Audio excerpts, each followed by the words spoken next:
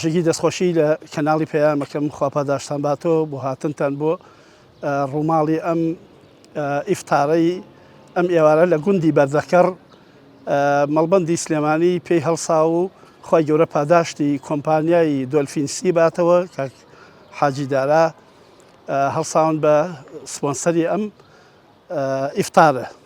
ئێمەش دوای ئاوا دیراسەیەک لە سنووری ئەنجومەنی سێتوان هەندێک مزگەوتمان باس کرد، بەڵام هەی بوو 8 جاتیایە کرابوو، بەڵام ئێرە هێشتا یەکەم جارە. پێمان خۆش بوو لە سنووری بەردەکەڕ و دەوروبەرەکەی کە مامۆستا عەلی گڵاڵی لەگەڵ مامۆستا یاسین جومعەی تیاکەن و بەڕێز مامۆستا سەرکەوتیش ئیمامەتی تیاکە خواپاداشتی باتۆ سنووری بازنەی زرگۆز و سەماوات ئەنجومەنی سێتوان ئێرەمان پێ باش بوو. خواردنی تقریبەن 400 کەس بەرەو ژوور حازر کراوە و هەر لە نوێژی جومعە بە خەڵکەکە وتراوە ئینشاڵڵا هەمووی ئامادەیە بێ و دوعای خێرمان هەیە بۆ کۆمپانیای دۆلفینسی و دەستخۆشی لە مەڵبەندی سلێمانی یەکەین کۆمەڵی دادگەری کە سەرپەرشتیار و بەڕێوەبەرینی لەگەڵ ستافی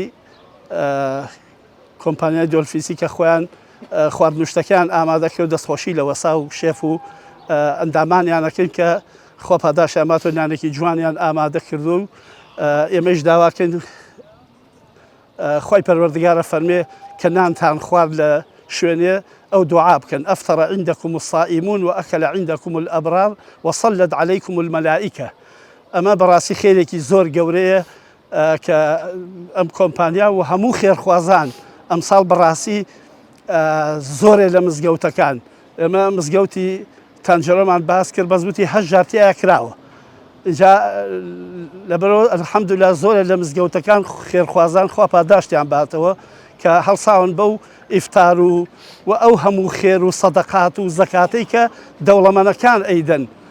خی گەورە بەرەکەت خاتە ماڵی گشتیان، خی گەورە نمونەیان زیاد کە.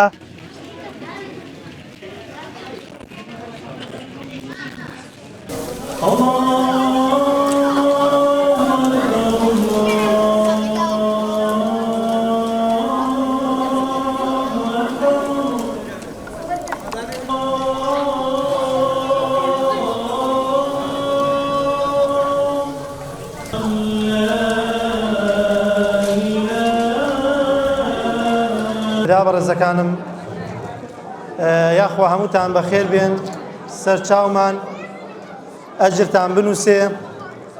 حتمەن کە ئێوە بانگێش کراون بۆ ئەم ئێوارە خوانە بۆ کارێکی ئاوا خێر و پیرۆز، حتمەن جەنابیشتان ئەجرتان تیای هەیە ئینشاءڵڵا. و ئێوارە خوانێکی ئاوا کە پێغەمبەری خوا عەلەیهی سەڵات وسەلام و شەرعی خوای گەورە هانمانەدا بۆ ئەم جۆرە کارانە بە حەقیقەتەن هانمانەدات بۆ ئەوەی کارێکی وا بکەین ئێمە دەستگیرۆی موسڵمانان بین، لەگەڵیان نابین، لە خۆشیە لە ناخۆشیە لە هەر کاتێک لە کاتەکانە ئێمە لەگەڵیان بین. بۆیە فەرموویەتی پێغەمبەری خوا عەلەیهی سەڵات وسەلام خواردن بدەن بە خەڵکی، خواردن بدەن بە خەڵکی ئەچنە بەهەشتەوە بە سەلامەتی.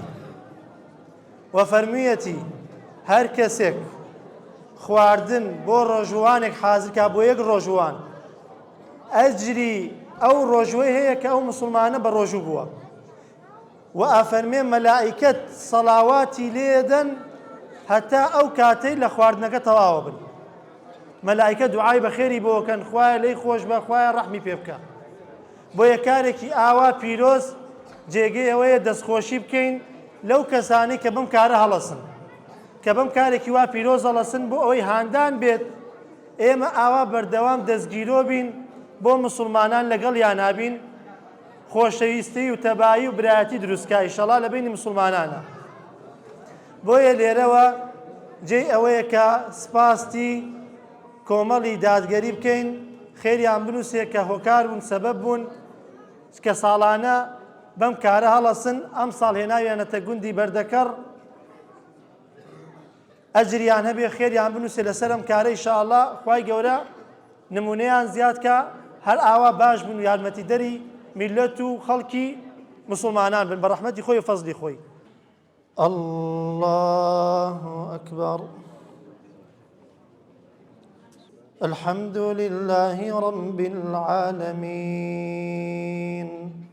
الرحمن الرحيم مالك يوم الدين إياك نعبد وإياك نستعين اهدنا الصراط المستقيم صراط الذين أنعمت عليهم غير المغضوب عليهم ولا الضالين آمين.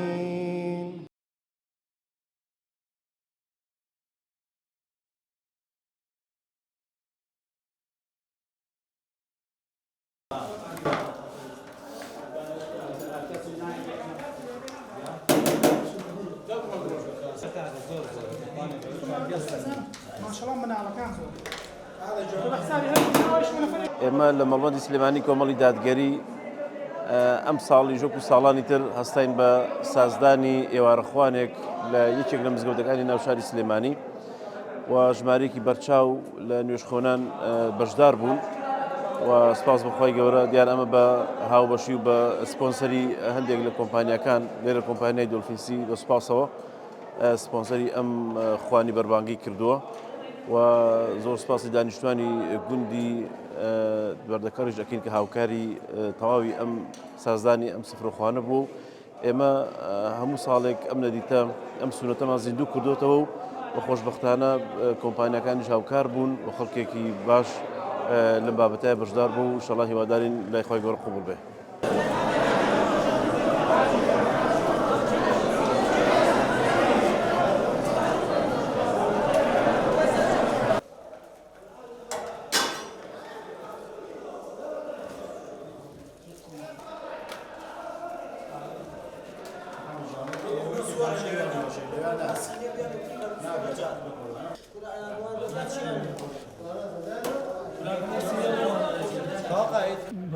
بۆنەی مانگی ڕەمەزانی پیرۆزەوەیمە هەڵساین بە ئیفتار بۆ ئەم مسلمانانە بۆ مسلمانانی سەماوەت و بەردەکار ئێمە وەکو بازنەی سەماوەت و بەردەکەڕ و زرگێز و بناری زرکوێز دەستخۆشی لە مسلمانانی بەردەکەڕ و سەماوەتەکەین بۆ بەدەمەوە هاتنمان بۆ ئەم ئیفتارەمان کرد بۆ ئەم مسلمانانە دەستخۆشی لە کۆمپانیای دۆلفینسیەکەین لە بەرپرسی لە ماڵبەندی کۆمەڵی دادگەری کۆمەڵی ئیسلامی سلێمانیەکەین دەستخۆشییان لەکەین خی گەورە بەرەکەت بخاتە کاروبار و ڕستخۆ ڕۆزیانەوە دەستخۆشی لە کاک حاجی عێزەتەکەین کە بەڕێوبەری ئەم مزگەوتەیە دەستخۆشی لە مامۆستا سەرکەوتەکەین دەستخۆشی لە مسلمانانی بەردەکەڕ و سەمات بە تایبەتی ئەەکەین بەدەمانەوە هاتن و ئەرکیان گێشا و ئەم ئیفتارەمان بەخۆشی بەسەر برد.